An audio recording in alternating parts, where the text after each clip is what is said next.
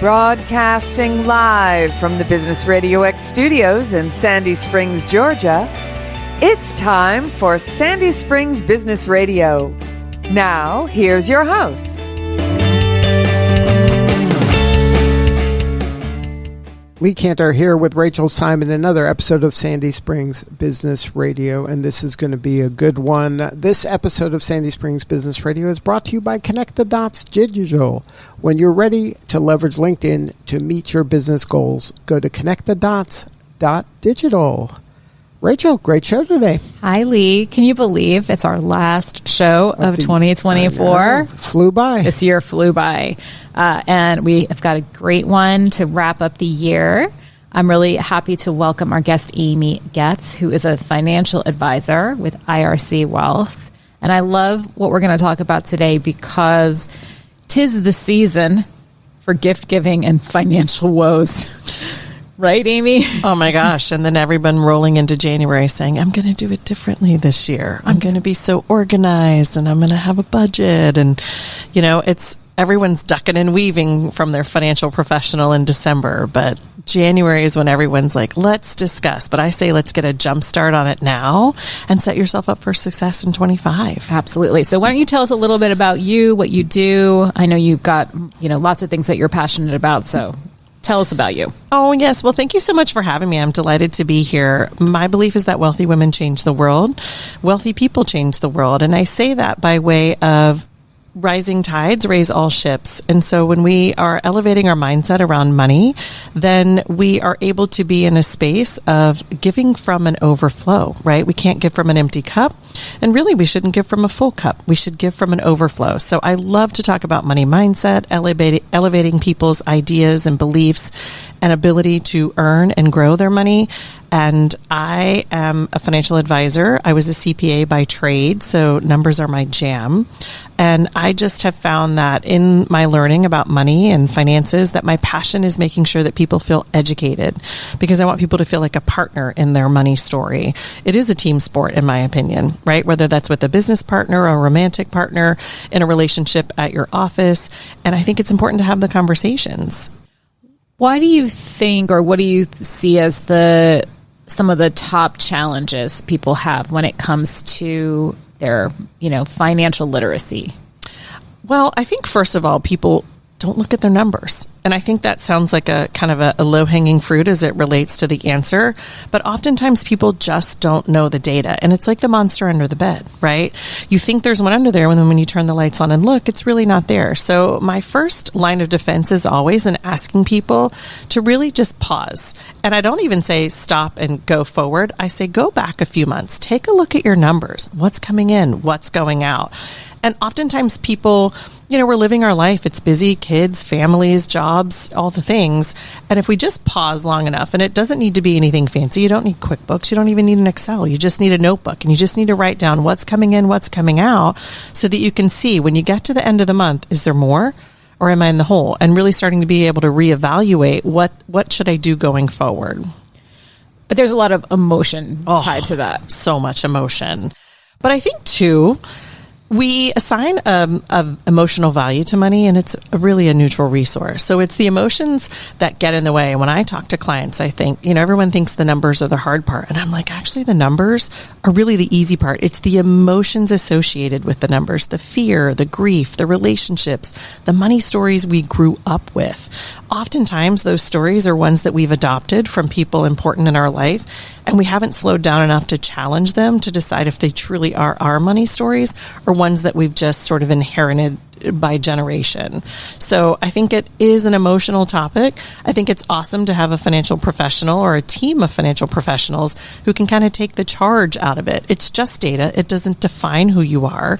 What you have in your bank account or in your investment accounts today is not a definition of who you are. It's just a state of reality.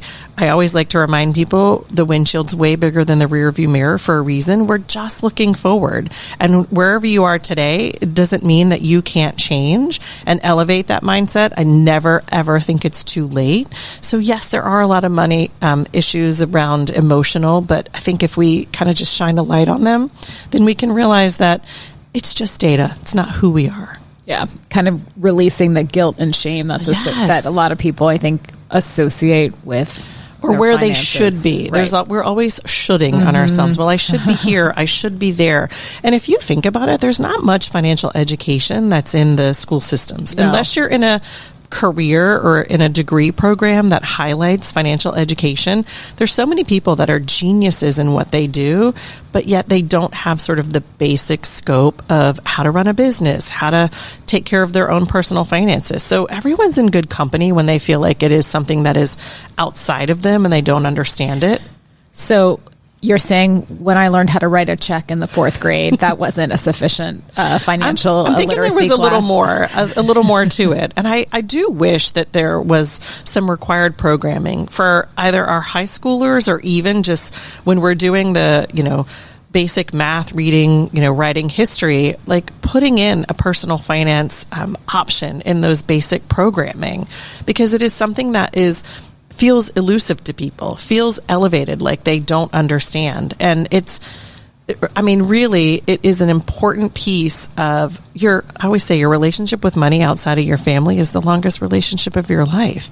Like as soon as you start to understand in your, early elementary years, things cost, you can have things or you can't, like that's when your money relationship starts.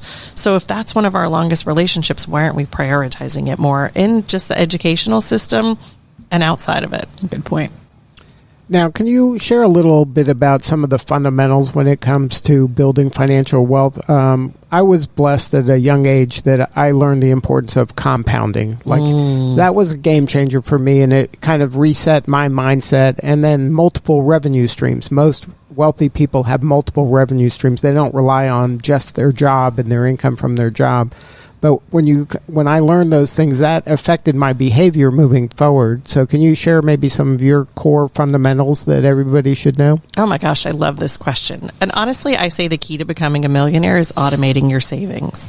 What I mean by that is if you actually pay yourself first, and why I want you to know your numbers, what's coming in versus what's going out, is because I want you to know what's going to be either left or where you need to find some space. And when you pay yourself first, like you're paying another bill, you are automatically building your wealth. And that then brings up the point of compound interest. When I was younger, I started at $25, $50 a month, just starting to invest. So it doesn't have to be a large volume. I think people oftentimes think, well, if I don't have 500, 1,000 or, exponentially larger, then it won't matter. And I say start small. Make it automatic so that when your paycheck comes in, you have certain amounts going out to an emergency fund, to your retirement accounts, to brokerage accounts, and then understanding the power of compounding interest, to your point, is such an amazing gift. It is time wants to give you money. And when we talk about the stock market, I always say it's never about timing the market, it's time in the market. And when you are able to buy and hold or have a professional that's helping you make the decisions, you're not meant to be in and out. What you're doing is allowing your money to grow and the rates of interest compound and then those grow. So it's like we call it like a hockey stick, right? Like it's kind of small and then all of a sudden it turns and your money is earning money on itself. I always heard growing up, money doesn't grow on trees. And I have really shifted that belief to say, well, yes, it does. And my trees are my investment accounts. But to your point about passive income streams, right? Like you need to be, investing in your retirement accounts if they're available to you at work. Outside of that, you can be investing in your accounts otherwise. You can be looking at real estate, looking at other passive incomes. And I think you're right. Like having those other streams of income coming in is what's going to elevate your wealth and move it on a faster pace. I have this memory from in my early 20s, my first job where I made nothing and had to work multiple other jobs just to supplement my my income. But my colleagues being like, "What do you mean you're not using your retirement account?" And I was like, "But I need every penny." They're like, "You need to open it now, immediately." And I was like, "Okay." Yeah. I had no idea. Just starting small. Like even, for my people in the corporate world, even just, I encourage all, because I always talk to clients' children as well. They're adult children. And my goal is always to say, at least to the company match, like put it in there. And I love 401ks for that reason, because you get an employee match. It never hits your checkbook. There's the dollar cost averaging in over the time in the market. And it is just a simple way to, again, automate your savings where you don't have to think about it, because there's something about the magic of your checkbook where, like, if you don't pay yourself first, you get to the end of the month and, well, you know what? You've spent it on other fun things, right? And I think double down on things that bring you joy and that you find fun, but you can do that and prioritize savings. So I'm never one that's like, oh, save and, don't have fun. I think there's a variety of ways to do both. And again, that's coming with the mindset of it doesn't have to be this huge sum of money to be an effective resource. Yep. Now, any advice for the entrepreneur, the person that doesn't have kind of a steady flow of income where it ebbs and flows? Yeah, what I always do, because I work with a lot of entrepreneurs, and what I always tell them, and I'm going to sound like a broken record, but when you come back to understanding what you need on a monthly basis, and you really have a handle, whether that's I need $5,000 a month to live, I need $10,000 a month to live. On those months when you have a $12,000 or $15,000 month, you're still pulling whatever it is your baseline is into your account, and you have a little extra. So on the months when you pull an $8,000 month and your expenses are 10, you have a little bit of overflow to account for that. Also with my entrepreneurs, I always like to remind them, everyone wants to grow a business and sell their business. The reality is that doesn't always happen, as linear as that sounds. So business owners love to reinvest back into their business, but I also like to remind them there's plenty of programs as well where they could have a solo 401k. They're their employee and their employer. Like, again, we need to be prioritizing your financial future, paying yourself now so that your future self is going to thank you. And entrepreneurs also have a variety of ways to do that, even if they don't have a corporate 401k available to them. Yeah, for sure. Well, that's something I think Lee and I are both pretty familiar with as entrepreneurs. Right. I'd love to circle back to something you said when you introduced yourself, specifically about women. So what is it related to women and financial literacy that is unique? I think oftentimes women can abdicate that role to other people in their life. And it's really important for me to empower women as it relates to their finances. Also, the studies show this isn't a anti-men. It's not pro. It's just pro-women, right? But studies show that women, when they give, don't actually have to have a personal tie. So I think it's important too, when you think about wealthy women changing the world, they're giving to causes that are near and dear to them, but they're also giving to causes outside of them. And I think it's important. Women, there's still a wage gap.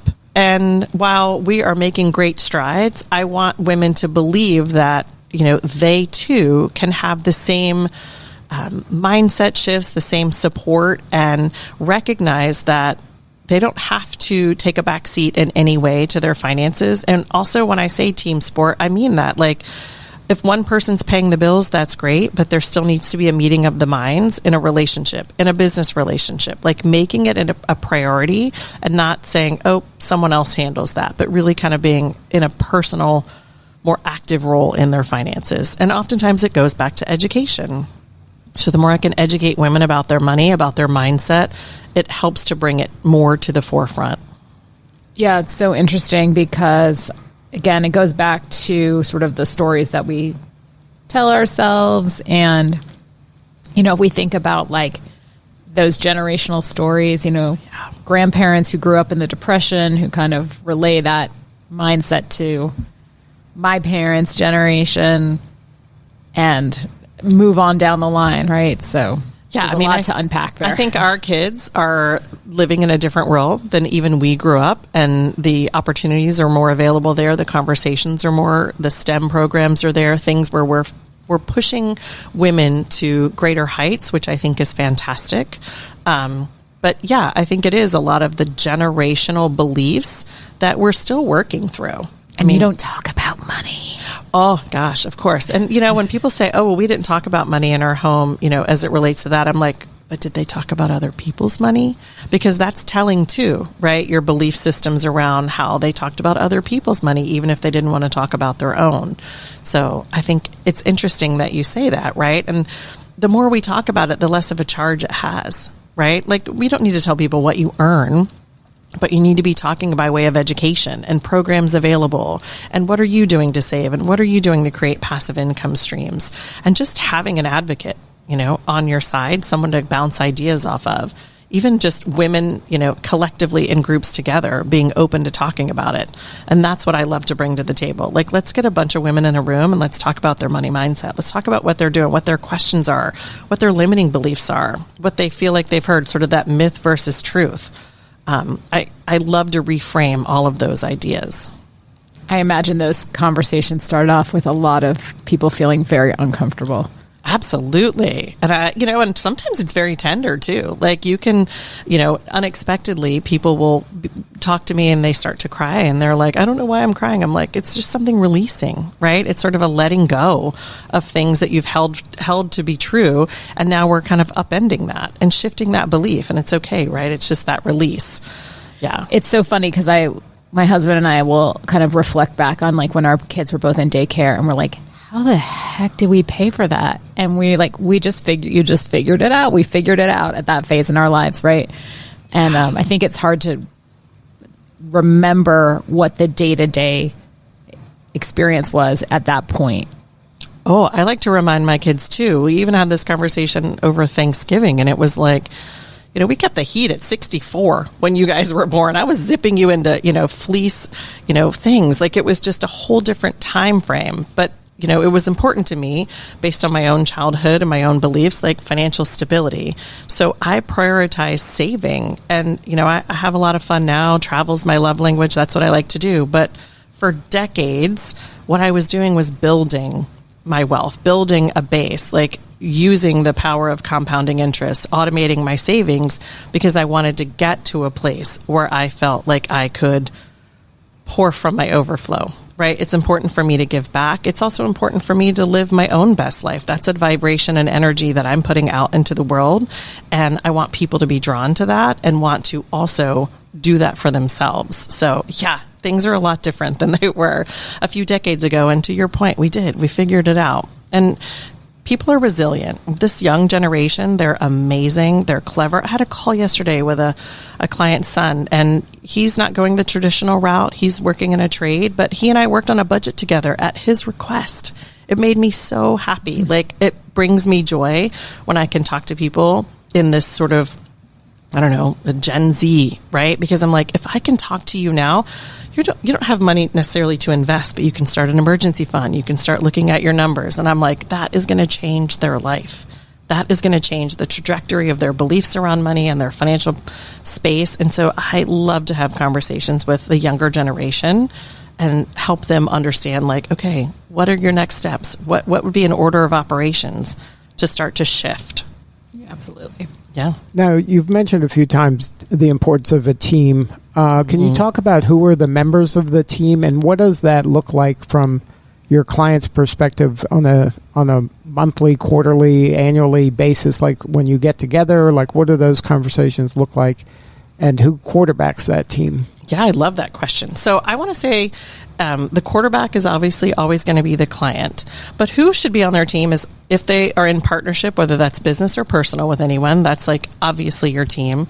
I love it when people have a financial advisor or a CPA, someone doing their taxes, depending on where they are. And I think it's great when people, I always say, play well in the sandbox. Like, I want to be able to talk to your CPA or your bookkeeper and help keep the lines of communication open, make sure that we're doing, maximizing the savings. A lot of times when people are preparing taxes, they're in a space where it's just crazy busy, and tax planning can't happen in tax season. They're too occupied. So if we can have conversations outside of that time period, we can strategize about ways to save money. When it comes to entrepreneurs, it's anyone on their business team. It's obviously a bookkeeper. It's a tax planning professional. Occasionally, it's an attorney. Definitely an insurance professional. You want to make sure that you have appropriate coverages and appropriate deductibles. You want to make sure you have an estate plan in place, succession planning in business. So I think it's all of those folks in kind of a team effort. And you don't need to talk to them all every month. We reach out to our clients every 6 months. So kind of we call it the winter and the summer. We actively invite every client of our firm to come in and have our conversation.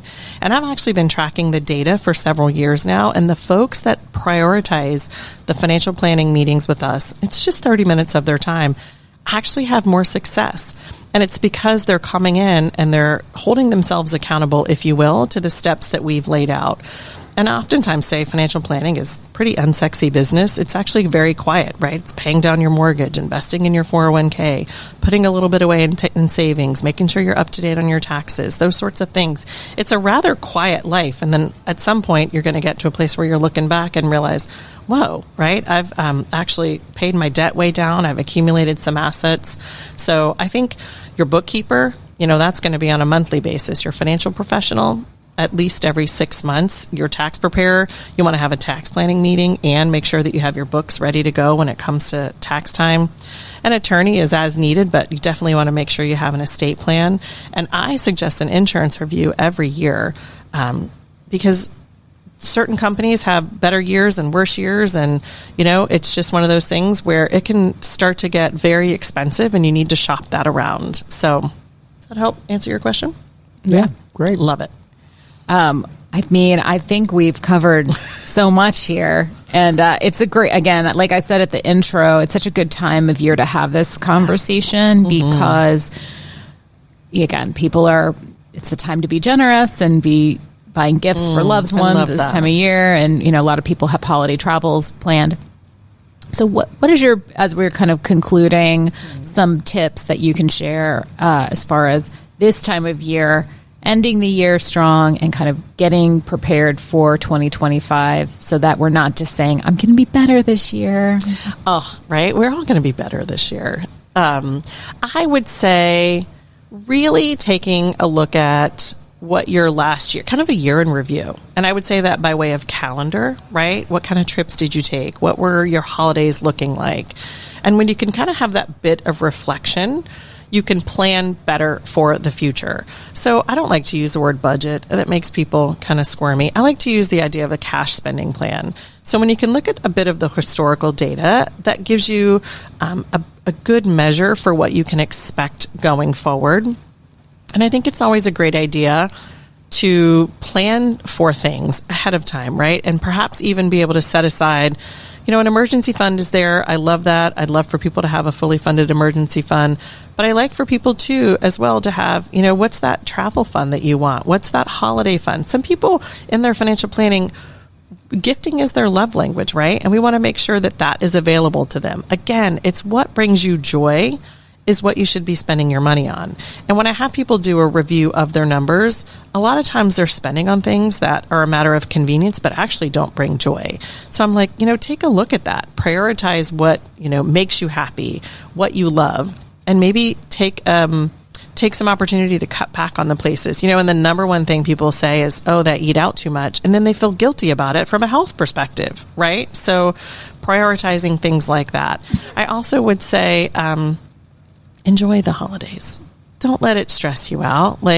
And enjoy it. It doesn't mean spending. And I think oftentimes we equate, fun with spending, but it's a time to, it's the winter, it's quiet, it's cool. It's a time to enjoy family. It's a time to enjoy the holidays. It's a time to, share what you have with others. So I think I wouldn't have it be on the forefront of your mind if possible. And I know that's not possible for some people. And when I say to that, I honor and recognize that money conversations can be stressful, but when you put it out on paper, it takes a bit of the charge out of it. So enjoying the holidays, looking back on your 24 year in review to kind of get an idea for what you can expect for 25 and what you'd like to add more of, maybe what you'd like to take a little bit, not take as much with you into it. And the number one thing I can say too about that is if it's all possible, pay your credit cards off. People, and I even had a conversation yesterday with this young person. He had a couple of credit cards, and I'm like, let's log on together and figure out your interest rate. Well, it's 30%. It takes a really long time to get ahead of a 30% interest rate loan if you're not paying more. So if you can, pay attention, to what you're spending, look at where your spending is, and prioritize paying off those credit cards after the first of the year. And taking a pause so you have that opportunity to accumulate a little more to pay it off. But yeah, those are a slippery slope. They are a slippery slope. Indeed. And he asked me about, well, what do you think about a 0%? I'm like, that's great. But when you don't close the other one, then you suddenly have two cards available to you. If you do it again, it's 3 cards. So really kind of shutting down those old cards and not worrying that it's going to be a point or 2 hit on your credit report. It's more important not to have the access. Right. So, yes. Yeah. We could go down a whole that's other, a whole other conversation that I have. Yeah. Exactly. Well, Amy, thank you so much. So such great, so much to think about. And again, it's such a timely, perfect time to have this conversation. Thank now, you. Amy, can you share, like, who is your ideal client? Like, is it celebrities and athletes? Is it women executives or entrepreneurs? Like, what's your sweet spot in terms of ideal client? So from a business, we work with entrepreneurs, private wealth clients. My part and my passion tends to be for women in transition. And what I mean by that is women who are typically midlife, most of the time in a professional space, sometimes pivoting to entrepreneurial, but they've had a transition, whether that's a divorce, a bereavement, a job change, a sale of a home, an empty nest, sometime when they are in a space that maybe needs to be held a little tenderly. And I find that I really enjoy being their advocate and being on their team. So that's how I would answer that question. And if somebody wants to learn more, have a more substantive conversation with you or somebody on your team, what's the website or best way to connect? I love that. It's ircwealth.com. I am available on there. It's amy@ircwealth.com, a very, clever email. But we would delight in having conversations. And I want to offer the clarity that I'm happy to give someone an hour of my time for a financial plan. It's important to me that people feel educated. And so I would delight in any person that would like a financial plan. There is no obligation. There is no pressure. It is of service to me to be able to do that. And I feel like I'm in a beautiful place in my life and in my career where I get to say yes to anyone that would like to have a financial plan, because it's important for me to, as I say, put my money where my mouth is. And I want education out there. So if anyone would like to have a financial plan or understand their numbers a little better, conversations. And even when people are like, I'm not sure what my question is, I have an intuitive way of getting that out of them, right? Sometimes it's just starting the conversation and I can sort of follow down a path. And so, I'd delight to talk to anyone. Now, Rachel, before we wrap this, the end of 2024, any LinkedIn tip you want to share that somebody should be doing before the year ends? Well, there's lots of stuff happening on the platform. Sadly, my beloved audio events is kind of going the way of the dinosaur at the end of the year, which makes me sad. I think it's the best just to keep an eye out for what is happening in 2025. I think there's going to be a real focus on video. And so if you're comfortable making, creating little videos, that you don't have to be super, you don't have to be a professional. You can just film it on your phone, but they're going to be pushing more and more video through the video feed. So that's something to keep an eye out for the year to come. And would you agree short and sweet's kind of the way to go there? Don't go more than 60 seconds. Right? Yes. Yeah. Well, Amy, thank you so much for sharing your story today. You're doing such important work, and we appreciate you. Thank you so much. I appreciate the both of you. All right, this is Lee Kantor for Rachel Simon. We'll see you all next time on Sandy Springs Business Radio.